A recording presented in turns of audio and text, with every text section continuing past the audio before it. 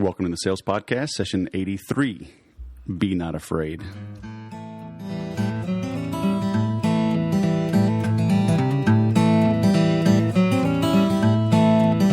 Welcome, my friends, to the Sales Podcast. I'm Wes Schaefer, the Sales Whisperer, your host. Today we've got Miss Rhonda Britten. What a fantastic story, an amazing story. I've known Rhonda for a couple of years now, but I did not know Rhonda. Goodness gracious. She overcame some horrendous tragedies in her life, lived a life of mediocrity for quite a while, nearly 20 years, only to address her fears, understand fears, and make her misery her ministry, and turn it into a couple of Emmys, on Oprah a couple of times. Tremendous story, helping people, and author of several books. You will want to listen to the very end of this podcast. And actually, I even talk about it. A lot of the juicy stuff came out at the end. Really, when we were wrapping up, we extended another 15 or 20 minutes because it was just so powerful. But on the lighter side, last week we started with a little Chuck Norris humor. So, we have to continue that this week. And, every piece of furniture in Chuck Norris's house is a total gem. That's a fact. It's in Wikipedia. You can look it up. Let's jump right into the Sales Podcast Creed, which is today is my day. I work diligently towards my goals, which are bigger than me. I bite off more than I can chew because only then will I truly know my current limits, and surpassing them becomes my new goal for today. Through education, accountability partners, and bold, decisive action, today will be better than yesterday, and tomorrow will be better yet. I'm ready to produce. So now, without further ado, Rhonda Britten. Rhonda Britten, television show guru, author, Emmy Award winner, friend of Oprah, and friend of Wes Schaefer. Welcome to the Sales Podcast. How are you? I love it. It's so true. I mean, I read your Facebook posts more than Oprah's. So, okay, hold on. I'm writing this down. I read your Facebook. All right. That's a writer downer. Because you are hysterical. So.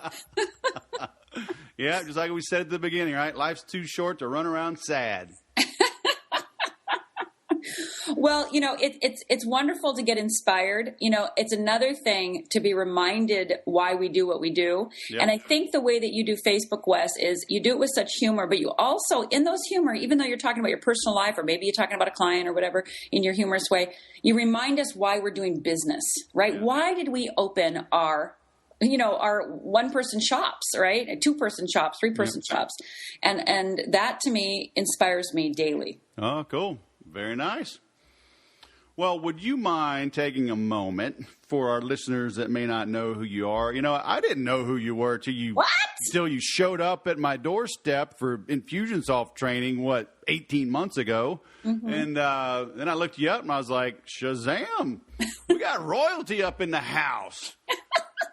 So would you mind giving people a little rundown, a little intro to Rhonda's world? Rhonda's world. Okay, well, I've been in, let me just give you the highlights. Let's see, I've been in business. I think it's really important to say how long you've been in business, because there's a lot of quick hits and then they don't sustain themselves. So I've been in business almost 20 years. Okay. So that has taken me from having my own one-person shop to only working with private one-on-one coaching clients to, holding my own workshops in my living room, to speaking to the local Chamber of Commerce's, to speaking to 2,000 plus people, and getting paid big bucks for it. It's taken me from writing my first book called Fearless Living, which gave me entree into my first television show. And I was the very first, not only was it the first television show, but I was actually the first life coach on TV in the world. And I had a show in England that aired all over the UK and Europe and Australia and New Zealand. It's called Help Me Rhonda. And then after those after those 2 seasons on the UK, which again, I was the only show in the whole world that had a life coach on it, changing lives on TV. The British are always ahead of us on reality shows. And then I came back after my second season. And then while I was waiting for my third season to ramp up, starting over, was looking for a life coach, and it was going to be the first life-changing show on television in America. And so I was the only one that had done it in the world, so I became the first life coach in the United States for that show called Starting Over. And that aired for 3 seasons, and I was on every single day at noon on NBC, changing women's lives. Every day for 3 years, I was on TV. And not only did it air in the U.S., but it aired in Australia, New Zealand, and Israel, and a whole bunch of places. And there were places in the world, Wes, that Help Me Rhonda was airing, doing reruns, and Starting Over was airing. There were places that I was being seen twice a day. Shazam! I know, it was awesome. And, I had been on Oprah early on in my coaching career, because again, I've been a coach almost 20 years. I was one of the very first life coaches, period. And then after Starting Over, I was on Oprah again. And during that time, I wrote 4 books, Fearless Living, Fearless Loving, Change Your Life in 30 Days, and Do I Look Fat in This? And then I got on my 3rd television show, Celebrity Fit Club. I was a life coach changing lives with the likes of Sebastian Bach and Britney Spears' husband and Shar Jackson. And so I have over 600 episodes of reality television under my belt. I know exactly how TV works and how to go about in that medium. I've written 4 bestsellers, all over 6 figures. I got the largest advance that's ever been given to a first-time author at Penguin Putnam for a self-help book, over $200,000. And I've been on Oprah a couple times, and for my work on Starting Over, I won an Emmy. So, and in all of that, what's really moved me and motivated me is one thing and one thing only, and it's to really support people in understanding how fear works. So I didn't necessarily care about the medium. Like I didn't go, I am now going to be on TV. There was no TV for life coaches back then. There was no YouTube. There was no Facebook, right? There was no Twitter. I just really wanted to keep expanding my message because I just wanted people to not be stopped by fear. And that motivation, that inspiration just kept me going and kept me breaking the mold, so to speak, because I truly don't see no's, right? I don't see no's. Those no's don't exist for me, and they don't have to exist for anybody. And so those no's didn't exist for me. So I got to do things that nobody else got to do. And that has given me an incredible career and an incredible life. And really the chance to talk to you now, Wes, like this is like one of my highlights. There you go. Now this is worthy of a 5th and final book. Cause you're not going to top this. So, that'll be it. This will be the bestseller ever. Rhonda's 5th and last book. Conversations with Wes by Rhonda Britten. There you go. I will even come in and help do my own audio part of it. Oh, really? Wow, Wes. So that's really just, it started out one-on-one coaching, never thinking I would teach, never even wanting to teach, never thinking of writing a book, never wanting to write a book, never, there was no TV for life coaches. So literally every part of my career unfolded before me, and I just grabbed it when it came. I just said yes to it when it came, and I think that was one of the keys for my success is I just was a big yes machine. Mm-hmm. Say yes and figure out how, huh? That's right. And that was, me before I ever heard anybody say that. I was saying yes to things, when I got my first speaking, somebody goes, oh, would you come and speak to my group? I had never spoken before. I was like, I was only a one-on-one coach. I didn't even understand how to even the concept. And I just thought of all the classes I've ever taken. And I thought, oh, well, then I have to kind of be really stiff and give lots of factual information. And yes, let me teach you about fearless living. Let me show you steps 1, 2, 3. And as you can tell, that's not who I am. So I was scared to bejeebers to go into a medium I thought that would confine me and that would really, damper down my passion. Mm-hmm. And thanks to a few role models I'd seen over the years, I thought, what if I just do it as me? What if I just do it as me? And, it was definitely a learning curve. But I dove in. Yep. I do want to talk about some of the specifics, but based on this intro and your books and your focus, let's talk about fear and some of the bigger things, because you and I are like in our approach. Like in my sales training, I give people specifics, things to do, Sure. but I tell them it's primarily to help them in the beginning until they internalize this professional salesperson psyche. That's and right. once they see themselves as a valuable asset to that prospect, even if it's the CEO of, a Fortune 100 company, when they see themselves as equals, at least for that topic, then they'll relax and be present, and the sale will just happen naturally if it's to be. That's right. So help us understand this whole fearless thing, living without regret. Stop making excuses. How do you help people do that?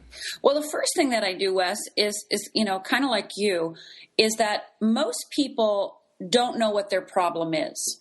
Right. I mean, I don't know if you encounter that where they don't know that they don't have the sales persona. They don't know that they don't understand themselves as equals. I find people come to me and let's say I'm speaking, I just spoke to 850 people just, 2 weeks ago. And those 850 people, how I always start out is going, I bet you don't talk about fear. Like, I'm afraid, I'm scared. Most people don't talk that way in their everyday life. A few brave souls do, because I think to talk about fear is actually bravery in action. But most people say, I'm worried, I'm overwhelmed, I feel I'm a perfectionist, I'm procrastinating. They have all this other language that really points to that they're having fear. So that's the first thing I do is I help people start understanding the vocabulary, the way they describe themselves and their life and their business really tells me if it's being operated from fear or freedom. It absolutely tells me that. So when worry comes up, you only worry if you have a fear. There's no worry if you don't have a fear. There's no overwhelm if you don't have a fear. There's no perfectionism without a fear. There's no procrastination without a fear. There's no fear of failure. There's no fear of success. There's no fear of rejection, fear of loss, right? Fear of looking stupid, fear of foolish, fear of selfish. All of those things, right, are based on a fear that, that person has. And, then I think what people hear is they think, well, I shouldn't have any fear. Well, in actuality, that's a lie too, because our biology, the way we're built as human beings, actually, fear is part of the process of making decisions. Fear is part of our makeup. So it's not like you're not going to have fear. Like when I hear people, I look at other people's, sales pages and their products, and they're like, get rid of fear forever. Never feel afraid again. I felt like no fear, and I never have felt it ever again. You know what? When I read that, I think psycho, because you've actually or you're cut off. You're literally have something physically wrong with you, because fear is part of who we are. It's part of our primitive brain. It's part of our, it's amygdala. It centers in the amygdala. So it's going to be part of our process when we're making a decision, what I call stretch, risk, and die decisions. Stretch, risk, or die. Stretch, risk, or die. You're going to stretch, you're going to risk, or you're going to die. Fear is going to pop up.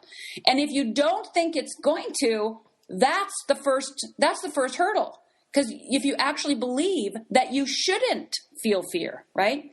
So that's just kind of like the framing of like, hey, fear is going to be in our life no matter what. And if you're not feeling fear in your life, then I bet you're not feeling any sort of push against you. You're not feeling, again, whatever way that you define your fear. Most people, let's just put it this way. However you describe your fear of not being good enough, whatever you describe it as, when you feel not good enough to make that sale, not good enough to open that business, not good enough to write that book, not good enough to get on TV, not good enough to, hire a Rhonda Britten as your life coach, not good enough to, again, whatever it is that you feel not good enough, there's a way that you describe it. Everybody describes their fear differently. It might be that you're wringing your hands in the middle of the night. It might be that you're not sleeping. It might be that you're not being able to eat. I wish I had that one. I don't. That's too bad.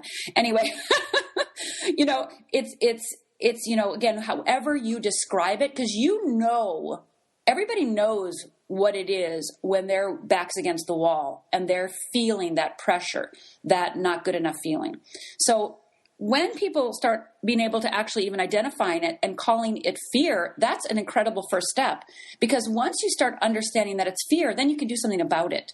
Because that's where I step in. I actually start sharing with you and showing you, how fear actually works in our daily lives and what to do about it when it comes up. Because can you master fear? Yes, you can. Will you get rid of fear? No, you can't. So it is, again, part of our makeup. It is there for one reason and one reason only. It's there to keep us safe. And so fear becomes one of our greatest teachers. It becomes one of our greatest allies. It becomes one of our greatest supporters. But again, until you know how to work it, until you know how to frame it, kind of like what you were talking about your sales presentation, until you get that mindset, until you start seeing the world, and this is what I educate people about, is how do you see the world? How are you seeing the world? Are you seeing through the eyes of fear, or are you seeing through the eyes of freedom? When you're seeing through, I'm afraid of rejection, obviously we know that's a fear running that. Fear of success, fear of failure, that's a fear running that. So I'm going to show you how your fear works, and then I'm going to show you what to do instead, because I've created something called the Wheel of Fear and the Wheel of Freedom. And it's literally processes to support you in becoming masterful in your relationship with fear so that it doesn't stop you again. And I think the number one thing I hear from people when they, take Fearless Living training program or they come to a workshop of mine is they say, my entire life makes sense. I completely know why I've done everything or why I didn't do everything. I know why I stopped, that I was afraid to go to Wes's, event. I was afraid, I can see now that everything, why I got married, why I got divorced, why I went to college, why I didn't. Now I see the path I took. I see where I get hooked up and stopped. And now I know what to do about it. And they start taking action in things that they have been inactive with for days, weeks, and sometimes decades. Mm-hmm. Do you think our upbringing, in society and as a nation, we say failure is not an option, and in school, wrong answer, rack over the knuckles with a ruler. And do you think that type of approach to education and life, you declared bankruptcy or you lost your business, you're a total failure, you should go dig ditches for the rest of your life and never let the sunlight shine on your face or be seen in public, does that contribute to it? Absolutely. Everything, by the time we're 5 years old, our wheel of fear is firmly in place. Because I have parents ask me all the time, I don't want my child to have a wheel of fear. Remember, we have an amygdala. We have a primitive brain. We are going to have fear come up. It is our relationship to it that determines whether it runs us or not. So it's not about not having fear. It's about what to do with it when you have it, and also decreasing the frequency, decreasing the length it lasts, and decreasing the intensity, which of course is the key. If you have a blip of like, oh, I'm afraid, and you can jump from your wheel of fear to your wheel of freedom, then it's just a blip. It doesn't take your day, week, month, year away from you. So our upbringing, our heritage, where we went to school, the culture in which we live, but it also comes through our DNA, Wes. It's actually been proven that fear, many fears are inherited. So when people, it's actually literally in our DNA, it's handed down to us. So when people say to me, I just want to find out why I have this fear, I always say to them, it is irrelevant to find out why. Hey, if it comes up and pops up and you discover it, awesome. But fear isn't formed by one event. Fear isn't formed by one event. Fear is formed over time. So it's not like there's one event that made you afraid of rejection. Now, you might remember the time that the boy rejected you or the girl rejected you and say, that's why. And if that's handy, great. But that's actually not a reality. It's a bunch of events that caused it. So I always say to people, don't go searching for the why you're the way you are. Instead, start shifting who you are so that you become who you were born to be. Become who you were born to be. So that's really the key here is, deciding who's going to be running your life, who's going to be running your decisions, fear or freedom, the wheel of fear or the wheel of freedom. Because one's always operating they're operating no matter what. So it's whether you want to become aware of them and work with them. So how do you plow through it? So like you said, you were nervous, so you gave a talk, then you wrote a book and TV shows and on and on and on. I mean, like you plowed through this in a big way. Yes. But the ironic thing is, and I haven't been on TV and all that, but I've written a couple of books now, coming out with more and more sales training programs, and it's like once you get going, it just becomes so natural. It's almost like you can't not do it, right? You just keep moving forward. But is it literally that, the first step is the biggest, and is it just the Nike commercial, just do it, plow through it? I mean, yes and no, yes and no. When I hear the phrase, just do it and feel the fear and do it anyway, phrases like that, is there some truth to that? Yeah, sure. There's some truth to it. Of course there's some truth to it. But many people have heard those cliches, heard those phrases, and couldn't just do it, and couldn't feel the fear and do it anyway, because they don't have a relationship or an understanding how fear works. And so it feels literally like they're going to die. It literally feels like they're going to shut down, that they're going to lose everything. And they may not even be able to articulate it. They just know that if they do it, something bad's going to happen. And again, they may not even be able to articulate that. They just see that they're not taking action. That's what they see. Oh, I'm not taking action. Oh, I said I'd write this book, but I'm not. Oh, gosh, I said I would go to that meeting, but I'm not. Oh, and so how do you help them realize they're not going to die by giving a talk and bombing, right? Writing a book and nobody buys it. Yeah, well, that's the whole point of my Fearless Living training program, and the whole point of that program, writing the book Fearless Living, is, I help you identify, because I believe, Wes, that everybody has a core fear. So you don't have a bunch of fears, like you don't have fear of rejection, fear of failure, fear of success, fear of overwhelm, fear of loser. You don't have all those fears. You basically have one core fear. So if you think of a plant or a flower, like just think of a flower for a minute, a rose bush, for instance, and there's a root. Think of the root as the fear, the core fear. And during the course of your life, you're going to blossom different fears. You're going to have a fear of rejection over here and a fear of failure over here. And that's why when you go talk to your mom, a different fear comes up versus when you go to make that sales presentation, a different feeling of fear comes up. It's because they produce different quote unquote flowers. They have different quote unquote ways they express themselves.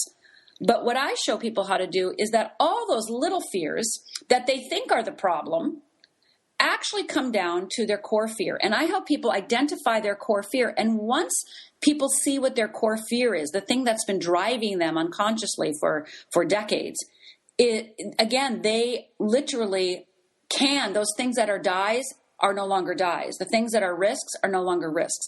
Things all of a sudden become doable. They become like, oh, you mean that's just fear stopping me? Because unless you know it's fear, it feels really real. And I think that's the key. Most people, when they, use the cliches, just do it or feel the fear anyway, they don't really understand the way human beings really work. And they're probably just overriding and kind of barreling through. Mm-hmm. But when you barrel through and override it each and every time without a real understanding of it, you are going to do something called burnout. You are going to hit the wall, and it's going to be a hard wall you hit. It is going to be a hard wall you hit, because you can only kind of do willpower so long, and then eventually it collapses. You can't keep up doing the willpower thing as long as you'd hoped. It eventually cracks. And then you're down having your dark night, and you're going, I was doing okay. What happened? It's because you were using willpower rather than your passion, your drive, your energetic, mm-hmm. your essence. You were using willpower. So again, willpower is nice to have. It's a great tool to use, but it's not how to run a business. It's not how to conduct your life, because you're always then going to be kind of pushing your way and forcing your way. And that's against the flow. That's against the way that we're made. I got a question for you, though. Is this why you see people that hit rock bottom? I was bankrupt, living in a basement on my buddy's couch. Yeah. And from there, like, they have this miraculous rags to riches story. And yes. Is it because basically they had nowhere to go but up? And, yes. And at that point, it's like, I don't fear death because everything around me is death. So I got to do something. So I might as well move up. Well, it's when you're willing to go to rock bottom, like when you have kind of, when you go to rock bottom, I guarantee you have been trying to do your quick fixes, your Band-Aids, your willpower. You've been trying to make do and make it happen, right? But because it's all being done from a fear perspective, oh, I'm just going to throw this together. I'm just going to, make this work. I'm just going to, you don't have the wherewithal. You don't have the consciousness. You don't have the understanding. You don't have all the tools available to you because you're in crisis mode. Because before you hit rock bottom, trust me, you're in crisis mode, and you've been in crisis mode a while. Okay. The challenge is that most people don't even know they're in crisis mode. They call it stress. And so the number one word that I'd like to eliminate from our vocabulary as human beings is stress, because stress is just you're unaware of the feeling moving through you. So you just call it stress. You're unaware that you're feeling, that fear of failure, or you're feeling that fear of success, or that fear of rejection. So you just call it stress. And then you think stress, you talk to your friends. Oh yeah, I'm just feeling stressed. It's like stress is just a cover for another emotion. It brings your vulnerability. If you can't use the word stress, then you have to feel vulnerable, and then you actually have to tell the truth, and you actually have to share your process. But people, and especially business owners, are taught never to do that, because that makes you look weak, and nobody wants to do business with you that way. So you better suck it up, right? And all of that is just going to cause a crisis, because you're in crisis management over and over again, and you're going to hit rock bottom. And then when you hit rock bottom, what happens is you all of your strategies for figuring it out haven't worked. And so all these smart strategies you've tried for 1 year, 5 years, 10 years, however long you've been doing the strategies. And that's the other thing when I look at courses and workshops and they have all these strategies. Again, those are nice, but unless you literally, like you were saying, Wes, at the top of the time together, is unless you change your mindset, unless you understand the funnel in which you're sucking in information and pushing it out, all of that's for naught. Those strategies, again, you're not going to be able to use. So does that make sense, Wes? Did I make myself clear? Yeah, it's good stuff. And I think to a greater or lesser degree, wouldn't you say that's really what sales is helping our prospects absolutely not hit rock bottom. That's and, right. It could be something minor. Get a new TV before your TV burns out and you can't host the Super Bowl party. You look like a fool.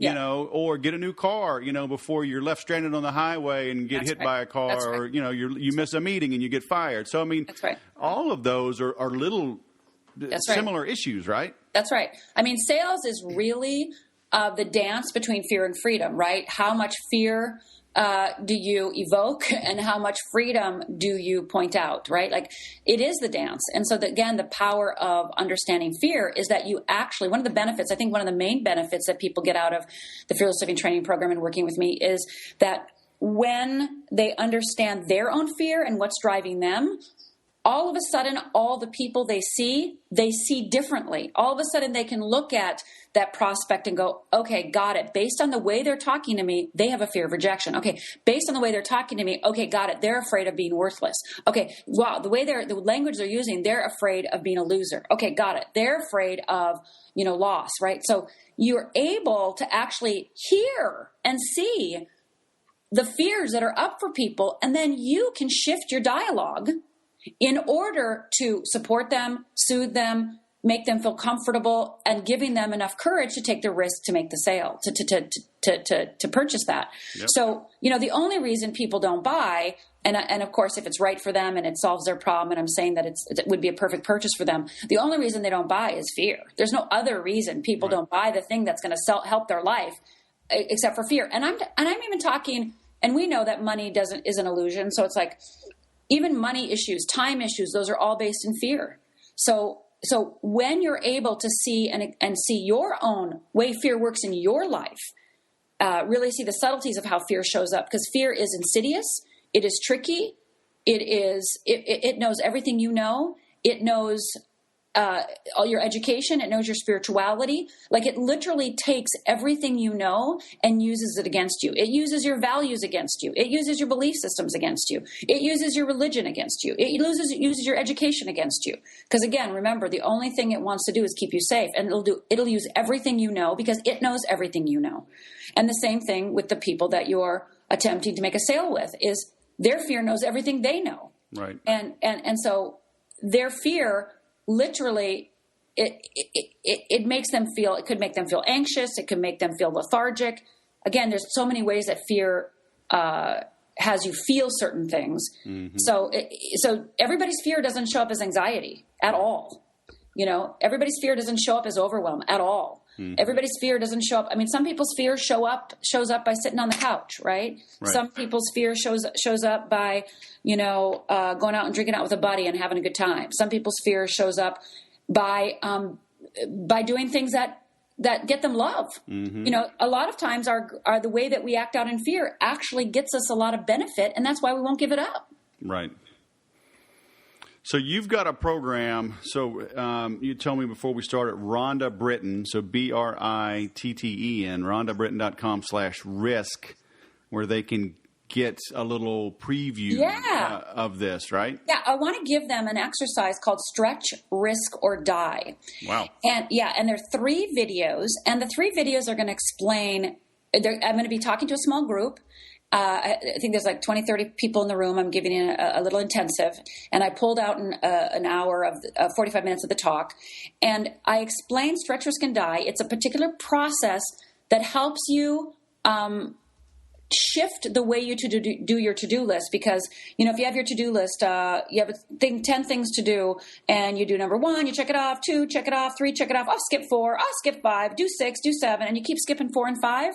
Trust me, there's some fear there. And, you think, well, I'll just get to those later. But really, there's an aspect of fear. So Stretch, Risk, and Die is a method I created for a client to help them work with their team, actually their sales team, to help them understand how fear was stopping them. Mm-hmm. And then inside those videos is an explanation of the Wheel of Fear. So you can actually see me describing the Wheel of Fear in action. So if they go to Rhonda Britten, Britten.com/risk, RISK, go ahead and just put your first name, last name, email, and I'll send you those 3 videos. Watch them, and you're going to see if I know that just understanding Stretch, Risk, and Die is going to supremely support you, and it's going to work in great tandem to your work, Wes, because they're going to be able to start seeing where they're still getting stuck, mm-hmm. and be able to use that mindset that you teach so well. And then if they are afraid of doing this, that is indicative of some other underlying problem, right? So should they just plow through and do it anyway? Well, this is the thing, you have like a couple seconds and a couple minutes, right? Like, so just do it right now so that you don't even think about it. Don't, think of the pros and cons, just take action. Right. And, and if you're finding yourself going, well, I'll get to it later, just go, okay, that's the fear Rhonda and Wes were talking about. Right. Do I want fear to win today, or do I want to just check this out and see where it is? Right. So so do it no matter what. Yeah, I'm working on I'm giving a presentation actually later this afternoon, and one of the things I always cover in my marketing is notice what you notice. Yeah. And what I mean by that is, when you see an ad, a marketing campaign or whatever that gets your attention, take a step back and say, why did it get my attention? Am I like my prospects? Mm-hmm. If I am, then I need to emulate that marketing in my own marketing. So it's the kind of same thing here.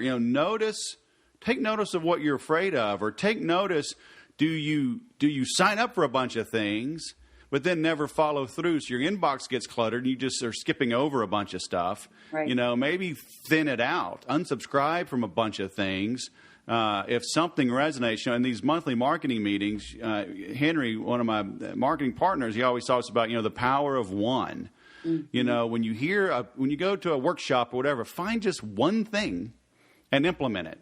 That's right. To overcome overwhelm. So, if this message resonates with you and you like what Rhonda's talking about, and you feel it, tugging at you, down in your belly, in your soul, then take a moment, take one thing, sign up for this and just watch, pour yourself a cold drink. And just do it, for that 1 minute, overcome it, do the one thing, and see if things don't improve, right? Yep, and there's a worksheet and samples to help you brainstorm, and there's always support. It's, I know that's how you are too, Wes. That we're big supporters, because I get how fear works, and you need support. We all need support in order to overcome the things that's stopping us from being who we want to be and who we're meant to be. Because I do believe we're meant to be our true selves. We're meant, we're born to be, we're born and it's like encoded in our cells.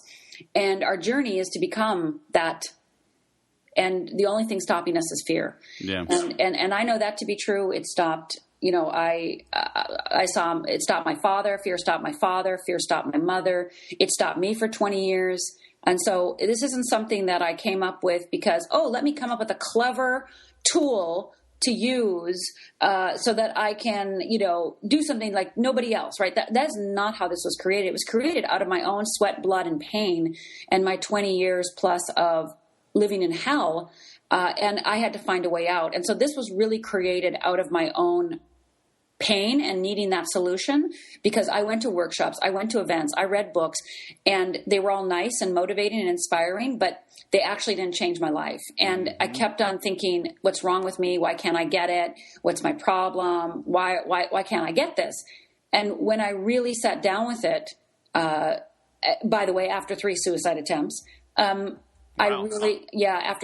After really facing my own journey, this is what I came up with. So like I said, this isn't something that I sat down with and said, let me create a product to help people with fear. No, I created it to change my own life and save my own life. Right. I don't know. I don't even know, Wes, if you know my story. I don't. Okay. Well, let me just briefly share it because, I know for me, there's a big difference for me when I'm listening to somebody and going, okay, have they lived it or are they just teaching it? Right. And this is, like I said, this is something I've lived. And I'll just say the short version. But, when I was 14 years old, I had the horrific experience of my parents were separating and planning on getting a divorce. And it was Father's Day. My father was coming over to take us to brunch. And this was a big deal because in my little town, we don't go out to brunch. You don't go out to eat a meal. That's a lot of money back then. And my father comes in. He's like, let's go. My mother's, all right, let's go, girls. And my sisters are in the bathroom fighting it out. Me and my mom and dad start walking outside. And my dad says he's got to get his coat from the car. And instead of grabbing a coat, my father grabbed a gun. And he started screaming at my mother, this is your fault. This is your fault. And he shot my mother once. And I was the only one out there with them. I started screaming, stop, Dad, what are you doing? Stop. And he pointed the gun to me. And I absolutely believed he was going to kill me. And literally my mother with a bullet inside of her, arms wrapped around her tight, sees literally with her last breath, my father with a gun in my face, screams with her last breath, stop, don't. My father in that moment, realizing my mother's alive, takes that bullet intended for me and shoots my mother a second time. And that second bullet goes through my mother's abdomen and out her back and lands in the car horn. And that horn just goes on for 20 minutes plus. And my father comes running next to me, puts the gun to his head and fires. And so within 2 minutes, I was the sole witness to my father murdering my mother and then committing suicide in front of me. And when that happens, I don't know how you would respond. I just know how I would respond, how I responded, and I blame myself. I mean, I was the only one out there that could have saved my mother. I was the only one, that could have changed the outcome per se. I didn't jump in front of my mother. I didn't wrestle my father to the ground. I didn't kick him in the groin. I just screamed, "Don't stop!" And now my father's dead, my mother's dead, and I became an orphan at 14, And, I basically, in that moment, for the next 20 years, if you would have met me, Wes, I would have had a smile on my face and pretended everything was fine. But inside, I believed that I was worthless, that that there was something seriously wrong with me, that I'm, talk about not good enough to the nth degree, that I was really just worthless and a loser. And I couldn't save my mother and I couldn't stop my father. So I used alcohol. I tried to kill myself 3 times. And it really was after that 3rd suicide attempt that I realized that I'm not going to die. I'm not meant to die. And nobody's coming to save me. and I've got to figure this out because I can't keep living like this. And I'm not dying, because trust me, all I wanted to do was die. And being forced, and by the way, the third suicide attempt, I ended up in a psychiatric ward to get evaluated. And when they deemed me not crazy and I went back to my little apartment, I said to myself, nobody's coming. I have to figure this out myself. And so I literally started making stuff up to try to help myself. Now, like I said before, I'd taken workshops, I'd gone to therapy, I'd done a lot of things to help myself. I was probably the self-help junkie of the world. But fundamentally, I got a lot of tools and strategies and a lot of inspiration, but nothing fundamentally made me see myself different.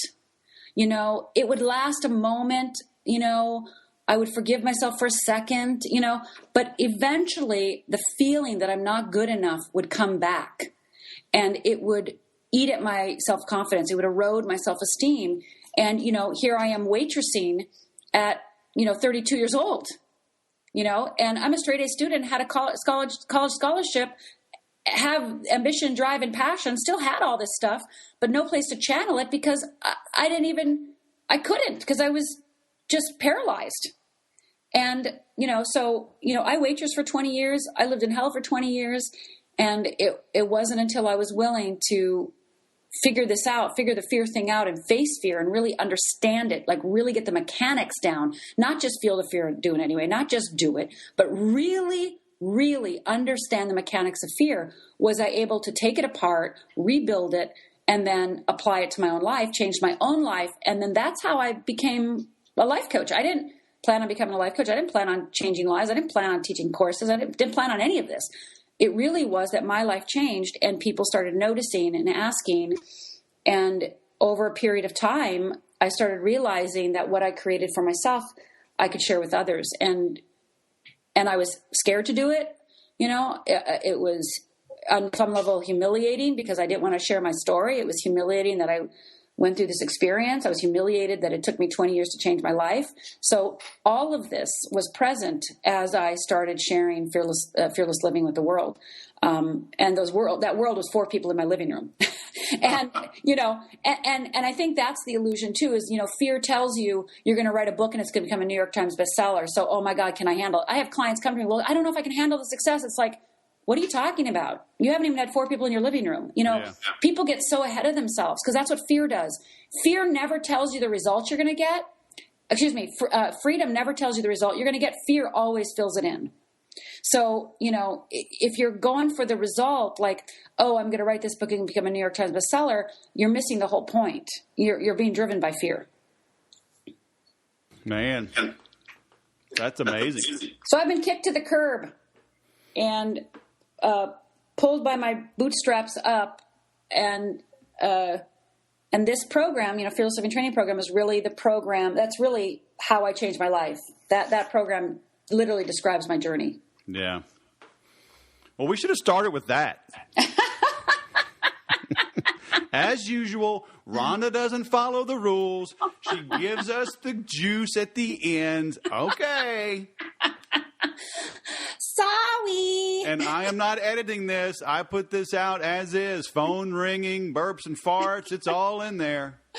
I know. My phone was going off. My cat was meowing. I'm like, please, can I have a little quiet? I have my big 110-pound dog. He barks probably every other episode. One of the 7 kids come in and like, Daddy, can I watch a movie? It's like, really? I'm on a call.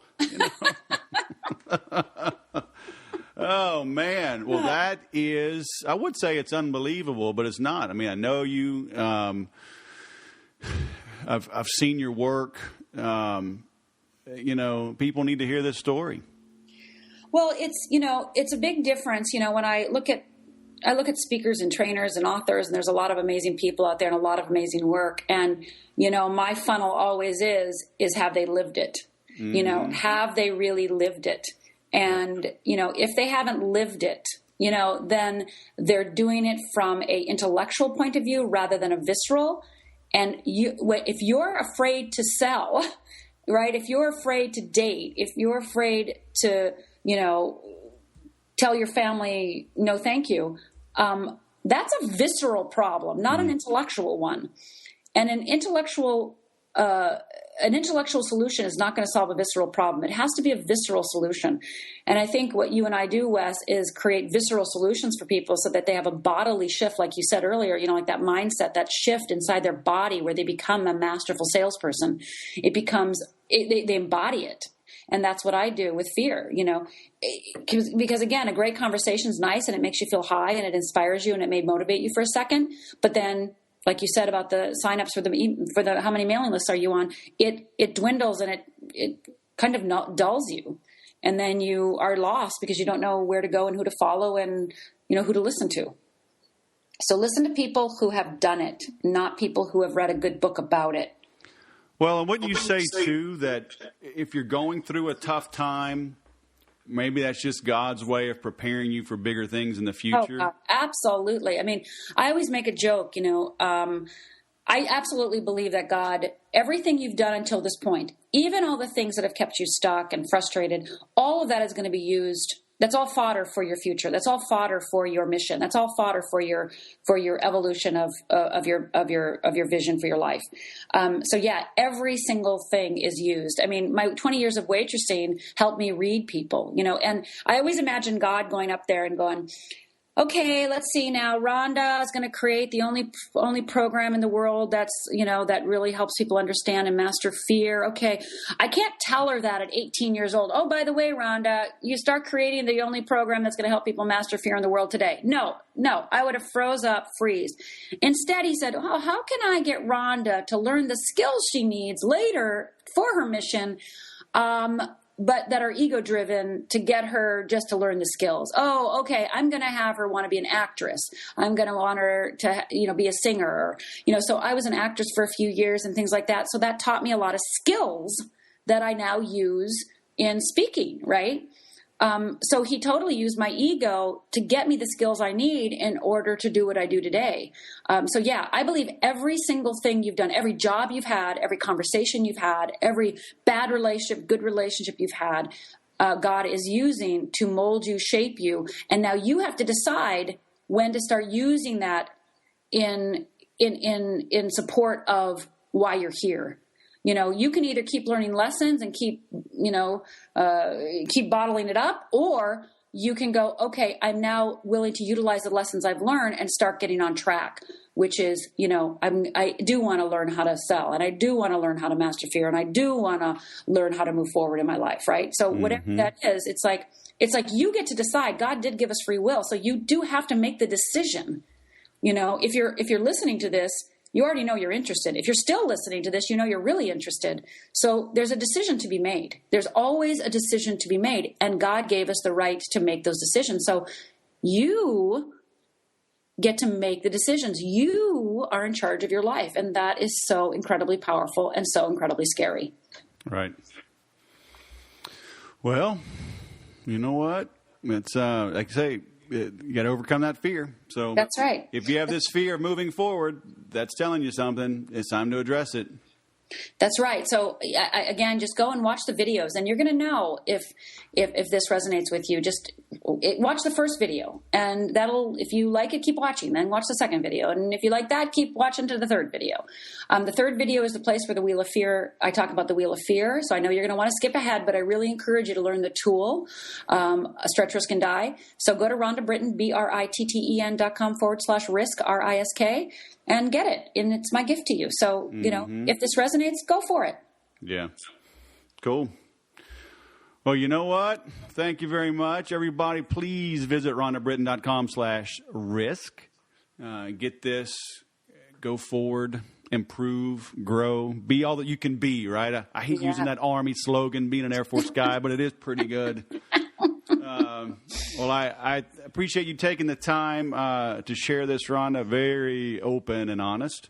And I hope to see you at one of our workshops here in the next few weeks. I will be there. I love you, Wes. All right. Thank you. I love you, Rhonda. And it's worth the drive. Wes is masterful. Wes and Denny's team are masterful. It's worth the drive. It's worth the flying.